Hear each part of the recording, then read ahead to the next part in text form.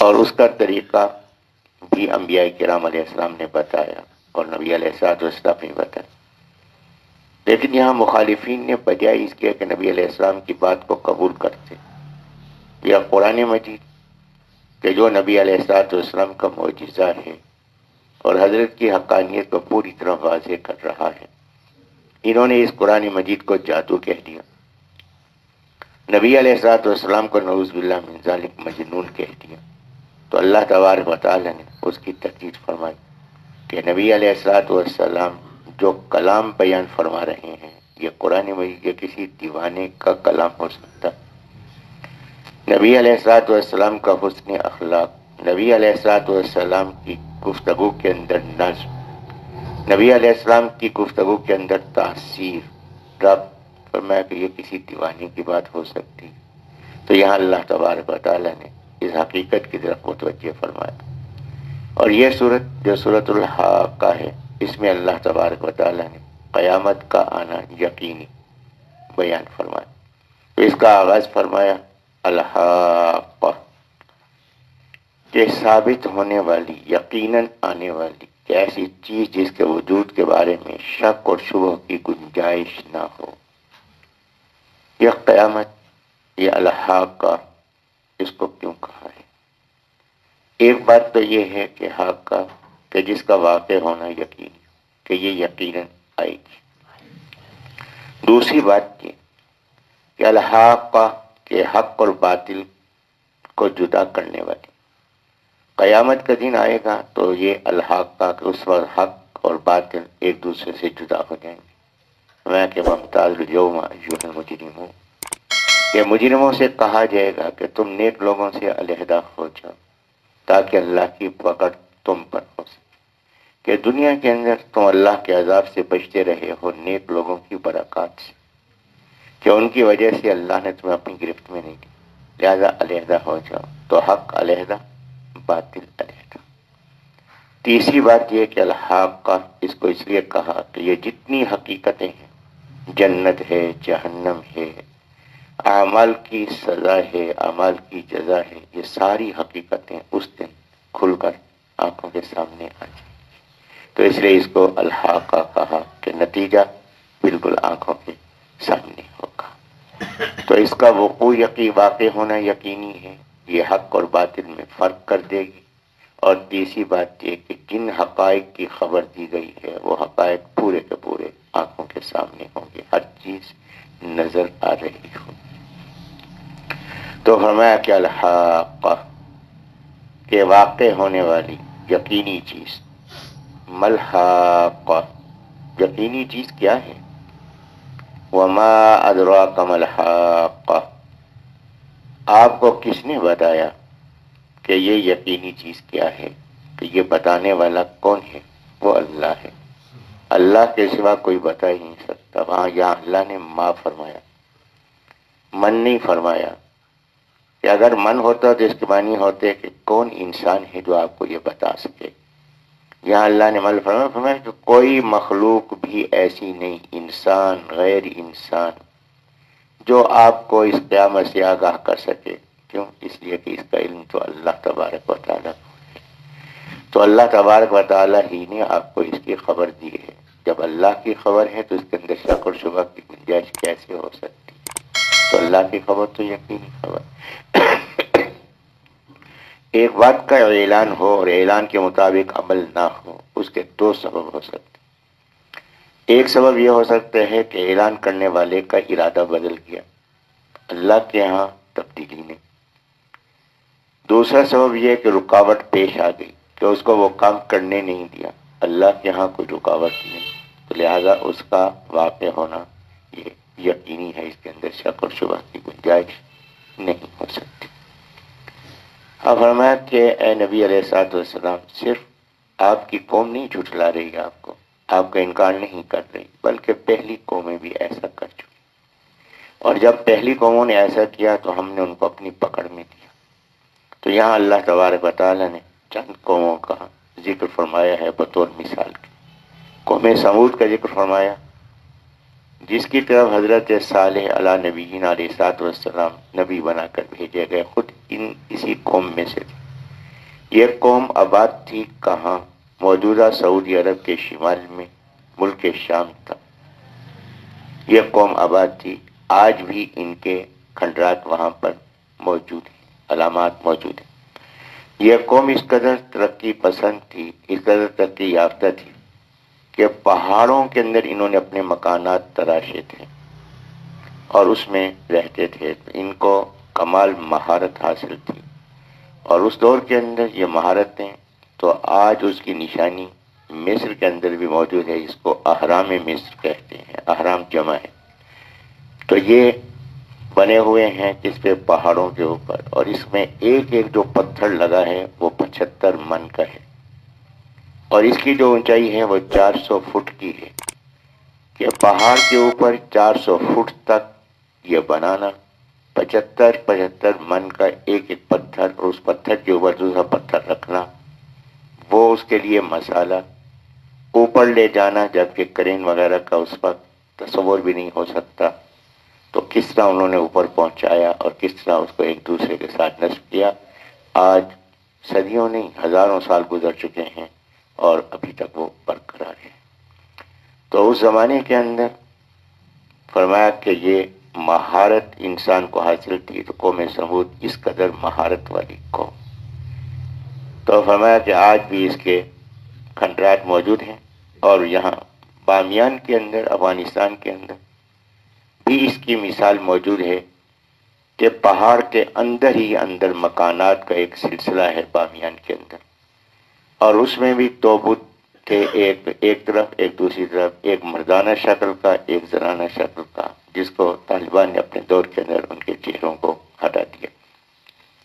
اس کے ساتھ ہی نیچے ایک پورا سلسلہ ہے تعمیرات کا، پہاڑ کے اندر ہی اندر چل رہا ہے. اور کمال یہ ہے کہ پہاڑ کے اندر یہ عمارات موجود ہیں اور وہاں روشنی کا انتظام بھی ہے اور وہاں ہوا کے گزرنے کا انتظام بھی ہے.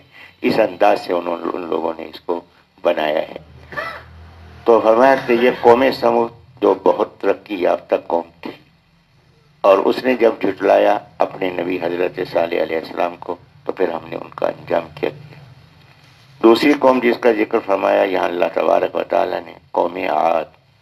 قوم عاد موجودہ ملک یمن کے علاقے میں یہ قوم آباد تھی اور ان کے قد لمبے تھے، طویل قامت یہ لوگ تھے اور ان کے جسامت جو تھی اس کی چوڑائی 7 فٹ کی تھی اور ان کی جو لمبائی تھی وہ 21 فٹ لمبائی عمومی طور پر تھی. تو 21 فٹ لمبائی تھی جسم کی اور 7 فٹ چوڑائی تھی.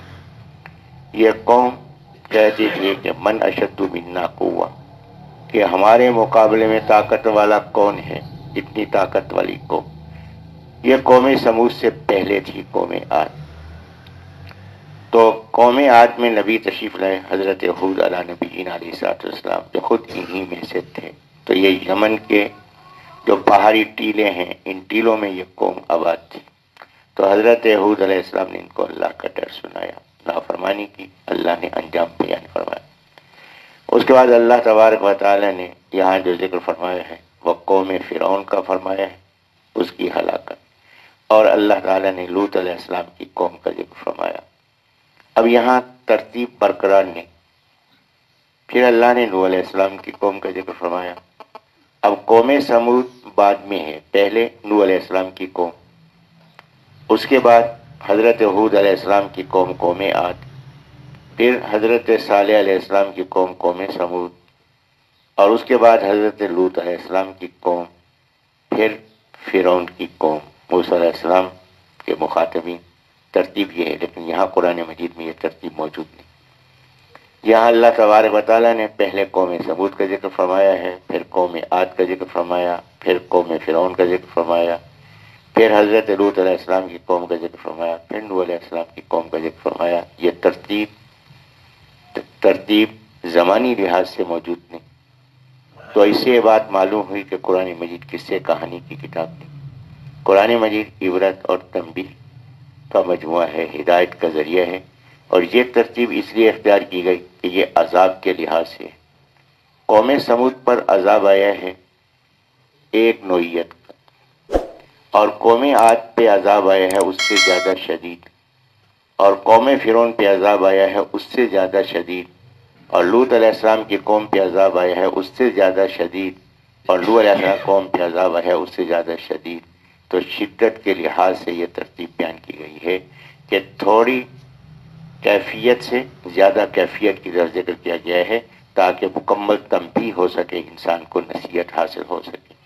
تو یہاں پہلے مثال بیان فرمائے قوم سمود کی کہ اس میں سنبھلو، اگر اس میں سمجھ آ گئی بات ٹھیک ہے، نہیں سمجھ میں آئی تو پھر قوم عاد کا ذکر کیا کہ اللہ اس سے زیادہ عذاب دینے پر بھی قادر ہے. تو یہ ترتیب ہے شدت کے اعتبار سے. تو پہلے ذکر فرمایا قوم سمود کا، فرمایا کذبت جھٹلایا سمود قوم سمود نے، وعاد اور قوم عاد نے، بالقاریہ قاریہ کو یعنی قیامت کو، کہ قاریہ کہ دستک دینے والی، اتنی شدت سے آواز دینے والی کہ کسی اور طرف جو متوجہ بھی نہ ہونے دے.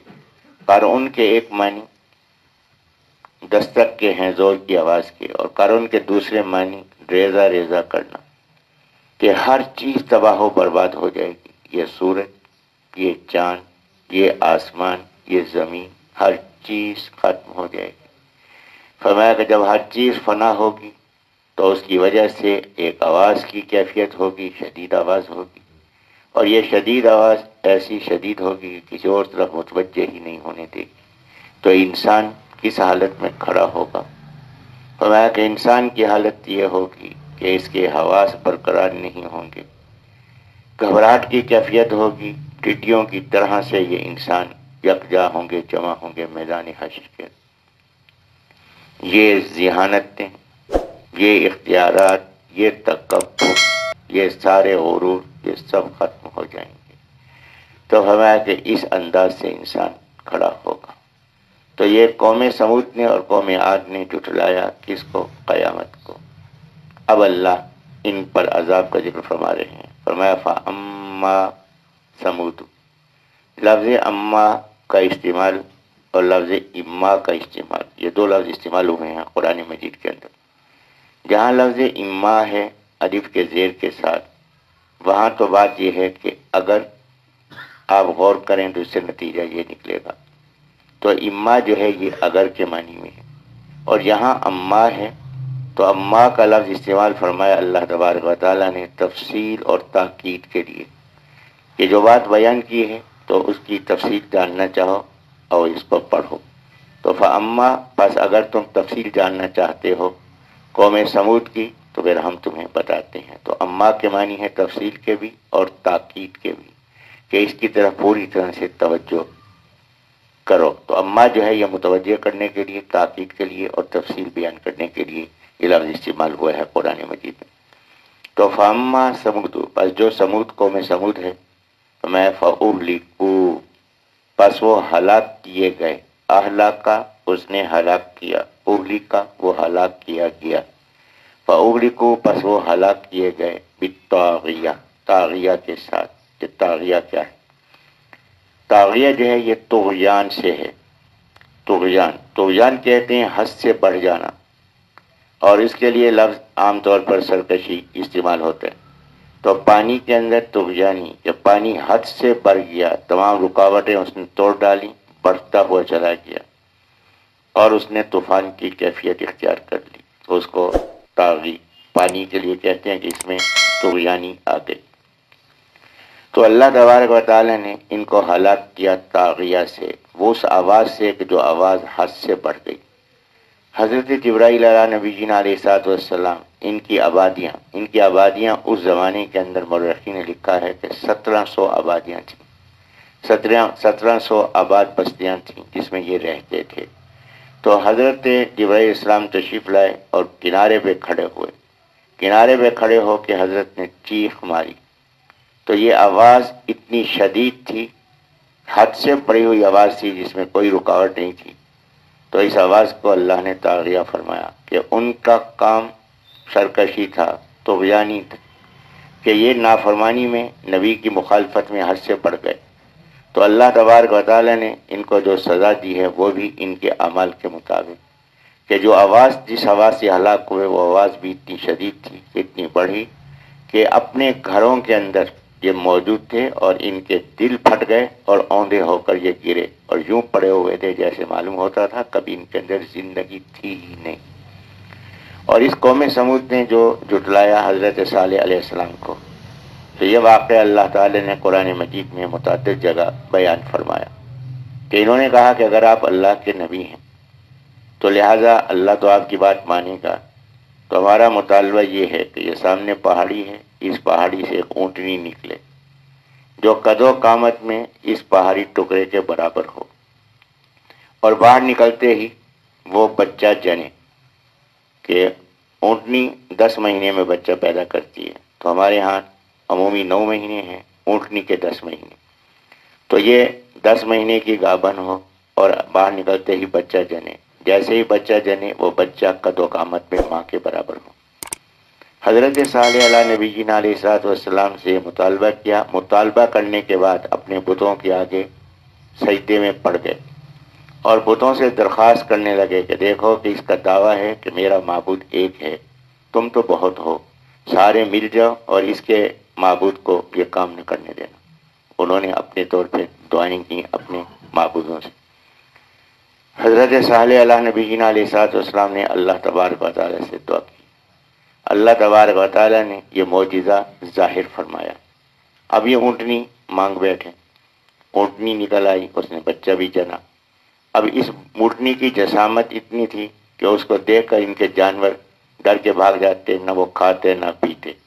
نتیجہ یہ ہوا کہ دودھ کا نظام ختم ہو گیا۔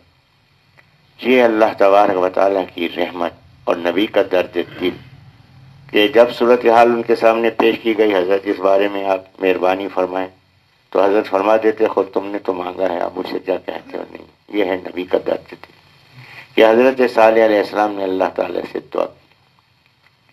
اللہ تبارک و تعالیٰ نے فرمایا کہ ٹھیک ہے، تو ان سے بات کہہ دو کہ ایک دن تمہارا ہوگا پانی کا، ایک دن اس اونٹنی کا ہوگا۔ جس دن تمہارے جانوروں کے لیے، جو دن تمہارے جانوروں کا ہوگا، اس دن یہ اونٹنی اللہ کے حکم پر غائب ہو جائے گی، اور جس دن اس اونٹنی کی باری ہوگی تم اپنے جانوروں کو گھروں کے اندر باندھ کے رکھنا۔ اب یہ سلسلہ شروع ہوا۔ اب جس دن جانوروں کی باری ہوتی تھی تو پانی بھی پیتے تھے، گھاس بھی کھاتے تھے، دودھ بھی دیتے تھے۔ اب جس دن ان کی باری نہ ہوتی، اونٹنی کی باری ہوتی، تو اب جانور اس دن تو دودھ نہیں دیتے تھے۔ اللہ نے پھر یہاں اپنی رحمت نازل فرمائی کہ یہ اونٹنی آتی اور پانی میں منہ ڈال کے کھڑی ہوتی، اور جب منہ ڈال کے کھڑی ہوتی تو پھر اجازت ہوتی کہ تم اس سے دودھ لے لو، اور اس وقت تک اونٹنی اس حالت میں رہتی جب تک کہ آخری آدمی بھی اپنی ضرورت کا دودھ نہیں لے لیتا تھا۔ تو ہمارا کہ یہ کیفیت تھی، لیکن اس کے باوجود اب انہوں نے فیصلہ کیا کہ اس کو قتل کرنا چاہیے اونٹنی کو۔ تو گزار بن سالف نام کا ایک آدمی جو ایک بازاری عورت کا گلیرہ تھا، تو اس نے کہا کہ میں اپنی بیٹی کی تجھ سے شادی کر دوں گی، لیکن میری ایک شرط ہے، وہ شرط یہ ہے کہ اس اونٹنی کو قتل کرو۔ جبکہ حضرت صالح علیہ السلام نے فرمایا کہ اس اونٹنی کو نقصان پہنچانے کی کوشش نہ کرنا، نتیجہ یہ ہوگا تم تباہ و برباد ہو جاؤ گے۔ لہذا اس بات کو انہوں نے نہ سمجھا، مخالفت کی، راستے میں بیٹھ گئے۔ جب یہ اونٹنی پانی پی کے واپس آ رہی تھی تو عزار بن صالح اور اس کے ساتھ دیگر افراد تھے، یہ 9 افراد تھے، 9 افراد کی جماعت تھی۔ تو انہوں نے اونٹنی کے پچھلے پاؤں جو ہے وہ کاٹے، تو اونٹنی نیچے گری۔ جب نیچے گری تو اس پر نیزوں سے اور تلواروں سے اس کے اوپر کود پڑے۔ اب جو بچہ تھا اس نے ماں کو دیکھا اس حالت میں، تو بچہ بھاگا۔ جب بھاگا تو ان کو جب ہوش آیا کہ اس بچے کو بھی تو ساتھ قتل کرنا ہے، اب یہ بچے کی طرف جب دوڑے ہیں تو بچہ جو ہے اسی پہاڑی ٹکڑے میں داخل ہو گیا جس سے اس کی ماں نکلی تھی، اور داخل ہونے سے پہلے اس نے 3 چیخیں ماری۔ 3 چیخیں مارنے کے بعد وہ پہاڑی میں غائب ہو گیا۔ تو حضرت صالح علیہ السلام سے انہوں نے آ کے یہ بات کہی، تو حضرت صالح علیہ السلام پھر نبی کا درد دے فرمایا کہ تمہارے لیے تنبیہ ہے، یہ 3 چیخیں بتا رہی ہیں کہ تمہارے پاس 3 دن کی مہلت ہے، اور اس کی علامت یہ ہوگی کہ پہلے دن تمہارے چہرے زرد ہو جائیں گے، دوسرے دن تمہارے چہرے سرخ ہو جائیں گے، تیسرے دن تمہارے چہرے سیاہ ہو جائیں گے، اور چوتھے دن تم پر عذاب آ جائے گا۔ لہذا تمہیں چاہیے کہ ابھی سے تم توبہ کر لو۔ اور نہیں تو ان علامتوں میں توبہ کر لو، 3 دن کی مہلت ہے، اور اس کے بعد تمہاری تباہی یقینی ہے۔ تو انہوں نے کہا کہ جب ہماری تباہی ہوگی تو دیکھا جائے گا، پہلے تو ہم آپ کو ختم کرتے ہیں۔ تو یہ 9 افراد حضرت صالح علیہ السلام پر حملہ آور ہوئے تو اللہ نے پتھروں کی بارش برسائی اور یہ 9 افراد ہلاک ہوئے۔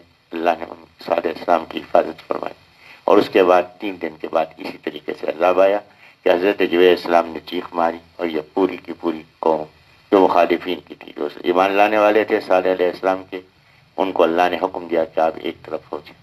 وہ ایک طرف ہو گئے، اور باقی قوم جو ہے وہ اس پہ الحاق ہوئی ایک چیز سے۔ فرمایا کہ یہ حد سے بڑھے، تو اللہ تبارک و تعالیٰ نے بھی حد سے بڑھنے والی آواز سے ان کو ہلاک کیا، اور اس کے بعد اللہ نے قوم عاد کی ہلاکت کا ذکر فرمایا، جس کا انشاءاللہ کل گفتگو ہوگی۔ اللہ مجھے بھی آپ کو بھی ہدایت کاملہ نصیب فرما دے، اور اللہ کے غضب سے اللہ کی فرمایا کہ ان لوگوں نے، قوم سمود نے، قوم عاد نے، اس قیامت کو جو اپنی طرف متوجہ کرنے والی چیز ہے اس کو جھٹلایا، غفلت کی زندگی اختیار کی۔ فرمایا اس کی تفصیل یہ ہے کہ انہوں نے کیا کیا اور ہم نے کیا کیا۔ فَأَمَّا ثَمُودُ، پس جو قوم سمود ہے، یہ قوم سمود، یہ بات گزارش کی گئی تھی کہ موجودہ سعودی عرب کے شمال اور ملک شام کی یہ سرحد متصل ہے، یہ قوم یہاں آباد تھی، یہ تبوک کا علاقہ، آج بھی یہاں کھنڈرات موجود ہیں، عمارات موجود ہیں۔ پہاڑوں کو تراش کر یہ اپنے مکانات بناتے تھے، اور آج کے دور میں سائنسی ترقی کے باوجود بھی ان کے جو کمالات تھے تعمیرات کے سلسلے میں، آج کی ترقی یافتہ کیفیت بھی اس کا مقابلہ نہیں کر سکتی، جس قدر اللہ نے ان کو صلاحیت عطا فرمائی تھی۔ فرمایا کہ جو سمود ہیں، اور اس میں تشریف لائے حضرت صالح علیہ نبینا علیہ الصلوۃ والسلام، فَأُهْلِكُوا، پس وہ ہلاک کیے گئے، بالطاغیہ، حد سے بڑھی ہوئی آواز سے۔ کیوں کہ طاغیہ، کہ یہ طغیانی اور سرکشی میں تھے، یہ حد سے بڑھ گئے تھے، جب حد سے بڑھ گئے تو ان کو ہلاک کیا ہم نے، طاغیہ، حد سے بڑھی ہوئی آواز سے۔ کہ حضرت جبرائیل علیہ نبینا علیہ الصلوۃ والسلام ان کی آبادیوں کے کنارے پہ کھڑے ہوئے، ایک چیخ ماری، ان کی حالت یہ ہو گئی کہ دل پھٹ گئے، یوں اوندھے پڑے ہوئے تھے، معلوم ہوتا تھا جیسے کبھی ان میں زندگی تھی ہی نہیں۔ یہ ساری صلاحیتیں، یہ ساری قوتیں، یہ ساری قابلیتیں سب بیکار۔ تو اس بارے میں یہ بات قرآن مجید میں اللہ نے فرمائی ہے کہ حضرت صالح علیہ نبینا علیہ الصلوۃ والسلام جو اسی قوم سے تعلق رکھتے تھے، انہوں نے قوم کو دعوت دی، قوم نے قبول نہیں کی۔ انہوں نے مطالبہ کیا کہ اس پہاڑی ٹکڑے سے ایک اونٹنی نکلے، وہ اس پہاڑی ٹکڑے کی جسامت کے برابر ہو، اور باہر نکلتے ہی بچہ جنے، اور وہ بچہ قد و قامت میں ماں کے برابر ہو۔ پھر وہ بتوں کے آگے جھک گئے، سجدہ ریز ہوئے کہ دیکھو کہ یہ دعویٰ کرتا ہے کہ میرا ایک معبود ہے، تم تو بہت سے ہو، لہذا سارے مل جاؤ اور اس کے اکیلے معبود کو ناکام کر دو۔ اللہ تبارک و تعالیٰ سے صالح علیہ السلام نے دعا کی، دعویٰ نہیں ہے، اللہ کا نبی تو اللہ سے مانگتا ہے۔ انہوں نے دعا کی، اللہ نے دعا کو قبول فرمایا، اور یہ معجزہ ظاہر ہو گیا۔ یہی بات سمجھنے کے لیے کافی تھی، عقل کا اگر استعمال کر لیا جاتا۔ ایک ہے عقل معاش، ایک ہے عقل معاد۔ عقل معاش وہ ہے جو دنیا کے بارے میں ہے، اور عقل معاد وہ ہے جو آخرت کے بارے میں ہے۔ عقل معاش بظاہر خوبی ہے، حقیقت میں خوبی نہیں۔ اصل خوبی تو عقل معاد ہے کہ دنیا کی زندگی کو فکر آخرت کے ساتھ گزارنا، یہ ہے حقیقی عقل، اور یہ ہے انسانی حقیقی فطرت، جس کو انسان نے خود تباہ و برباد کر دیا۔ اتنی بات عقل کے لیے کافی تھی کہ ہم نے اپنے معبودوں سے درخواست کی کہ سارے مل کر اس کے اکیلے معبود کو کامیاب نہ ہونے دو، اور اکیلا معبود کامیاب ہو گیا، تو اس کے معنی ہے کہ وہ معبود زیادہ طاقتور ہے ہمارے معبودوں کے مقابلے۔ اگر ان معبودوں کو حقیقی معبود بھی سمجھ لیا جائے تو بھی عقل سے یہ بات واضح ہو گئی کہ یہ بے بس ہیں اس ایک کے مقابلے کے اندر۔ تو عقل کا تقاضا کیا تھا؟ یہی تھا کہ ان کو چھوڑ کر اسی ایک کے ہو جاتے، لیکن نہیں، یہاں عقل نے کام نہیں کیا، ضدیت۔ نتیجہ یہ ہوا کہ مخالفت شروع ہو گئی۔ تو حضرت صالح علیہ السلام نے فرمایا کہ دیکھو یہ اللہ کی قدرت کی نشانی ہے، اس اونٹنی کو نقصان پہنچانے کی کوشش نہ کر۔ تو ایک بد نصیب گزار بن صالح، اس نے اپنے ساتھیوں کے ساتھ مل کر اس اونٹنی پہ حملہ کیا، اس کے ٹانگیں کاٹیں، پھر اس کو قتل کیا۔ بچہ بھاگا، اسی پہاڑی ٹکڑے کے اندر غائب ہوا، اور اس سے پہلے اس نے 3 آوازیں نکالی، 3 چیخیں۔ اس کے بعد اسی پہاڑی میں داخل ہوا، غائب ہو گیا، یہ اس کی طرف بھاگے لیکن ان کے قابو میں نہ آیا۔ اب بھی یہاں عقل کا تقاضا کیا تھا؟ عقل کا تقاضا یہی تھا کہ وہ ذات قدرت والی ذات ہے، اسی کو ماننا ہے، لیکن نہیں۔ پھر شکوہ لے کر حضرت صالح علیہ نبی علیہ السلام کے پاس گئے۔ انہوں نے فرمایا یہ 3 آوازیں، یہ تنبیہ ہے، پہلے دن تمہارے چہرے زرد ہوں گے، دوسرے دن تمہارے چہرے سرخ ہوں گے، تیسرے دن تمہارے چہرے سیاہ ہوں گے، چوتھے دن عذاب ہے۔ اب یہ نشانیاں، علامات بیان کی گئی ہیں۔ انہوں نے کہا کہ عذاب جب آئے گا وہ ہم پہ آئے گا، دیکھا جائے گا، پہلے آپ کا خاتمہ ہم کریں گے۔ تو حضرت صالح علیہ السلام پہ حملہ آور ہوئے، اللہ نے حفاظت فرمائی، اوپر سے کنکریوں کی بارش، جس وجہ سے یہ 9 کے 9 افراد موقع پر ہلاک ہو گئے۔ اب بھی قوم کے لیے عقل کا تقاضا کیا تھا کہ حضرت صالح علیہ السلام کی بات کو مان لیتے۔ اتنی تنبیہات، اتنے مواقع سوچنے کے، لیکن نہیں۔ بد نصیبی جب غالب ہو تو انسان کا ذہن اس طرف نہیں چلتا۔ وہی ہوا، 3 دن کے بعد یہ تباہ و برباد ہو۔ تو صالح علیہ السلام کو حکم ہوا کہ ایمان والے ساتھیوں کو لے کر یہاں سے تشریف لے گئے۔ تو اس قوم کی ہلاکت ہوئی، تو اللہ نے فرمایا کہ ہم نے جو ان کو ہلاک کیا، 1700 بستیاں تھیں، مورخین نے لکھا ہے، اور 1700 بستیوں کے افراد لمحے ہی میں دنیا سے گزر گئے۔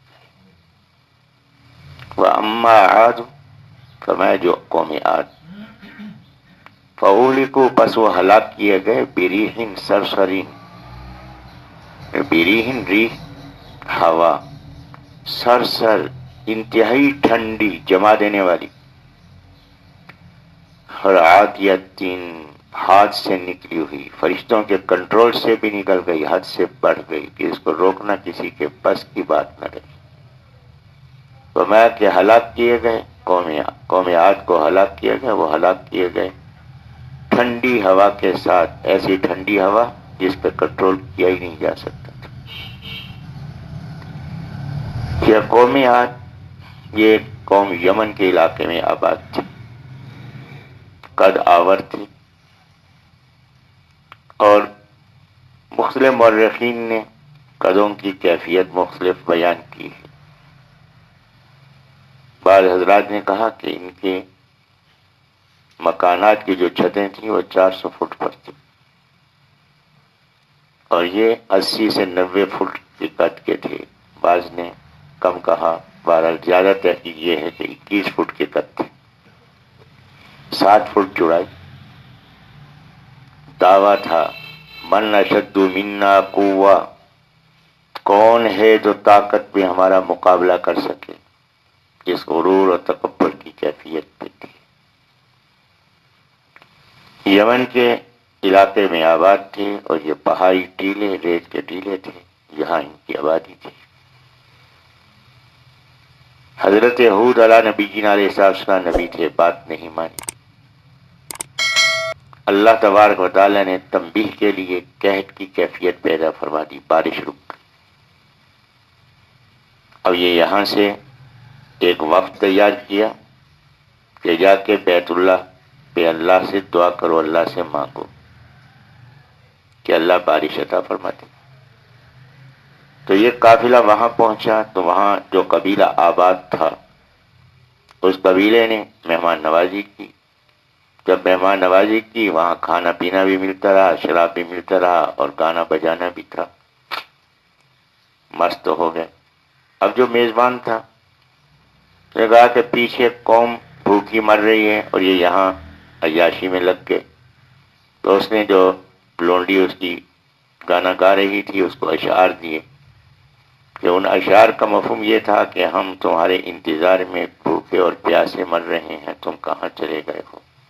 تو اس وقت حضرت نوح علیہ السلام کے طوفان کی وجہ سے بیت اللہ مٹ چکا تھا. یہاں ایک ٹیلا سا تھا، نشانی موجود تھی. تو لوگ جو دنیا میں موجود تھے یہاں آ کر عبادت کرتے تھے، دعائیں کرتے تھے. انہوں نے بھی یہاں پہ جب احساس ہوا وہ گانا سنا تو دعا میں لگ گئے. تو اللہ تعالیٰ نے بادل ظاہر فرمایا کہ ان بادلوں میں جو بادل تمہیں پسند ہے وہ لے لو. تو انہوں نے جو گھنا بادل تھا اس کو پسند کیا کہ اس میں بارش خوب ہوگی. اب یہ بادل بھی چلا، یہ بھی چلا. جب یہاں پہنچے ہیں اپنے وطن میں، یمن میں پہنچے تو جو قوم تھی اس نے دیکھا ھذا عارض ممطرنا، یہ تو بڑا گھنا بادل ہے، یہ تو اوپر سے کہاں پر. حضرت ہود علیہ السلام نے فرمایا کہ یہ رحمت کا بادل نہیں، یہ عذاب کا بادل. کہا کہ حضرت کیسے عذاب ہوگا؟ آپ کیسی عجیب و غریب بات کرتے ہیں، کبھی بادل بھی عذاب ہوتے ہیں. فرمایا کہ اس سے پانی نہیں نکلے گا، اس سے ہوا نکلے گی اور تمہیں ہلاک کرتی.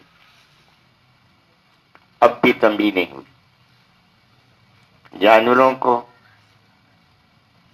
گرد بٹھایا، بچوں کو عورتوں کو بیچ میں بٹھایا، ایک دوسرے کے ہاتھ میں ہاتھ ڈال کر جڑ کر ایک دوسرے کے ساتھ بیٹھ گئے، مضبوط ہو کر بیٹھ گئے. یہ اللہ کا نظام تھا. ہوا نکلی، فرمایا کتنی ہوا نکلی، اتنی ہوا اس بادل سے نکلی کہ جو ایک چھلے سے گزر جائے. یہ ہوا آئی اور پھر یہ ایک آدمی کے ناک میں داخل ہوتی تھی، ایک آدمی کے ناک میں داخل ہوتی تھی، اس کو اچھالتی تھی اوپر کی طرف. یہ اپنے دائرے سے نکل کر اوپر جانے کے بعد پھر نیچے گرتا، سر علیحدہ دھڑ علیحدہ. اس کے باوجود بھی عبرت حاصل نہ. سلسلہ چلتا رہا. کب تک چلتا رہا؟ سخرہا، اس نے یعنی اللہ نے پابند کیا اس کو، اس ہوا کو، علیہم ان پر، 7 لیالین 7 راتیں، اور 8 ایام اور 8 دن. بدھ کے دن صبح کو یہ ہوا چلنا شروع ہوئی اور یہ ہوا چلتی رہی اور اگلے بدھ کو شام کو جا کر پوری قوم کو ہلاک کرنے کے بعد ہوا کا سلسلہ ختم ہو گیا. 7 لیالین و 8 ایام. فرمایا کہ یہ ہوا حسومن، حاسم یحسم حسومن کے معنی ہے کاٹ کے رکھ دینا، اور حسومن کے دوسرے معنی ہوتے ہیں لگاتار. فرمایا کہ یہ 7 رات اور 8 دن یہ لگاتار چلتی رہی، کوئی وقفہ درمیان میں نہیں آیا. حضر القوم، بس تو دیکھتا ہے قوم کو، فیہا اس میں، اس ہوا میں، سرعا، سرعا جمع ہے، اس کا واحد ہے سریعون. سریعون کے معنی ہے بے بسی کی کیفیت میں زمین پر گرا ہوا. سرعا جمع ہے تو بے بسی کی حالت میں زمین پر گرے ہوئے تھے. کیسے گرے ہوئے تھے؟ کأنہم، گویا کہ وہ اعجاز نخل خاویہ. اعجاز جمع ہے، واحد ہے عجز. عجز جو ہے یہ تنے کو کہتے ہیں. نخل کھجور، خاویتن کھوکھلا، کھوکھلے کھجور کے درختوں کے تنوں کی طرح زمین پر پڑے ہوئے تھے. لمبے کٹ کے تھے تو ایسے پڑے ہوئے تھے. فما فہل تری لہم من باقیہ، کیا تو دیکھتا ہے ان میں سے کسی کو باقی؟ کیا ایک فرد بچ سکا؟ کہ ایک فرد باقی رہ سکا؟ نہیں رہ سکا. وہ یہ ہے اللہ کی قوت، اللہ کی گرفت کا نمونہ، اور جس کا نمونہ یہ ہے اس کی گرفت جو ہے وہ کتنی ہو۔ اس کے بعد پھر اللہ تبارک و تعالیٰ نے فرعون کا ذکر کیا، فرمایا وَجَاءَ فِرْعَوْنُ وَمَنْ قَبْلَهُ، لایا فرعون اور اس سے پہلے والے، والمؤتفقات، اور الٹنے والی بستیاں، لوط علیہ السلام کی قوم کی بستیاں، 4 لاکھ افراد جو ہلاک ہوئے۔ بالخاطیہ، کیا لانے والے تھے ان لوگوں نے، کیا چیز پیش کی ہے؟ بالخاطیہ، گناہ ہی گناہ، کہ انہوں نے گناہ کی زندگی گزاری اور گناہوں کو منظر عام پہ لائے۔ پھر اللہ تبارک و تعالی نے ان کو اپنی گرفت میں لیا، پکڑ میں لیا۔ اس کے بعد فرمایا فَعَصَوْا رَسُولَ رَبِّهِمْ، بنیادی جرم کیا، فَعَصَوْا رَسُولَ رَبِّهِمْ، اپنے رب کے رسول کی نافرمانی کی۔ یہاں فتنہ وحدت ادیان کا رد ہے کہ یہ نبی علیہ السلام پر ایمان ضروری نہیں، توحید و آخرت پر ایمان کافی ہے۔ یہاں ہلاکت کیوں ہوئی؟ فرمایا کہ رسول کی نافرمانی کی وجہ سے، کہ اللہ کے رسول کو نہیں مانا۔ فَأَخَذَهُمْ، پس پکڑ لیا ان کو اللہ نے، اخذۃ الرابیہ، اخذہ پکڑ، رابیہ جو بڑھتی چلی جائے، جس کے اندر کمی واقع نہ ہو، کہ بڑھنے والی پکڑ میں، گرفت میں اللہ نے ان کو لیا، تو اس گرفت سے نکلنا ممکنات میں سے نہ تھا، اور یہ گرفت شدید سے شدید ہوتی ہوئی چلی گئی۔ تو یہ اللہ تبارک و تعالیٰ نے واقعات بیان فرمایا۔ پھر اس کے بعد نوح علیہ السلام کا واقعہ بیان فرمایا۔ ان واقعات کے اشارات کے سلسلے میں انشاءاللہ کل گفتگو ہو۔ اللہ مجھے آپ کو صحیح فہم، صحیح عمل کی توفیق عطا فرما دے۔ وآخر دعوانا الحمدللہ الحمدللہ رب العالمین۔